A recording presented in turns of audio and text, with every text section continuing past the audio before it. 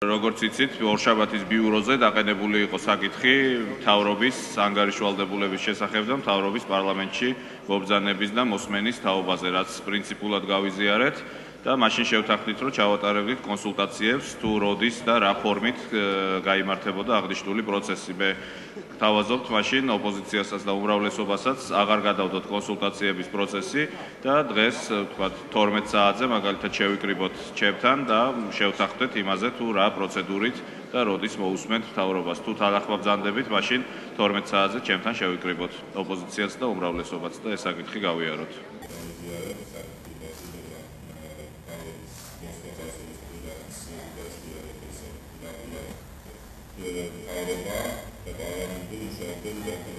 მთელი საპარლამენტო კვირა დაეთმობა მინისტრთა კაბინეტის და მინისტრების მოსმენას, ანუ იქნება საგანგებო კვირა, საგანგებო პლენარული კვირა პარლამენტში, როდესაც დღის წესრიგის ერთადერთი საკითხი იქნება მთავრობის მოსმენა ქვეყანაში არსებულ მდგომარეობაზე და იმ ნაბიჯებზე, რომელიც უნდა გადაიდგას.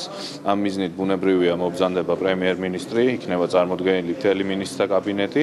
გარდა ამისა, დეპუტატებს ჰქონდათ სურვილი, რომ რამდენიმე საკითხთან დაკავშირებით დამატებით მოგვესმინა მინისტრებისთვის, რისი წინააღმდეგიც მე ნამდვილად არ ვარ, ამიტომ ალბათ ისეთ აქტუალურ თემებზე, რომლებიც განსაკუთრებით აწუხებს მოსახლეობას, რომელიც უკავშირდება სოციალურ საკითხებს, რომელიც უკავშირდება ფასების დას, ინფლაციას, დასაქმებას, რომელიც უკავშირდება იმ სხვა მტკივნეულ თემებს, რაც მნიშვნელოვანია მოსახლეობისთვის, დამატებით პრემიერისა და დამატებით პოლიტიკური დებატებისა, ასევე შედგება თემატური დებატები ცალკეულ მინისტრებთანაც.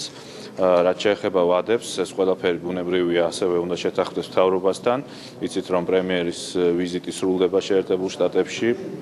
უახლოეს დღეებში ჩვენ გვექნება შეხვედრა პრემიერ-მინისტრთან და იქ უკვე საბოლოოდ შევთანხმდებით ვადებზე თუ როდის შედგება აღნიშნული დებატები. თუმცა მე ვარაუდობთ და დარწმუნებული ვარ, რომ მარტის ბოლომდე ეს ყველაფერი უნდა შედგეს და უნდა დასრულდეს. ანუ სავარაუდოდ უახლოესი 2 კვირის განმავლობაში გაიმართება აღნიშნული სხდომები. ჩვენ ვფიქრობთ, რომ ეს შეიძლება არ იყოს ერთჯერადი ღონისძიება, იმის მიხედვით, რამდენად ასე ვთქვათ, კარგად ჩაივლის დებატები, რამდენად მომზადებული და ხარისხობრივი იქნება ის ინფორმაცია, რომელსაც მიიღებს პარლამენტი და რომელსაც მიიღებს საზოგადოება.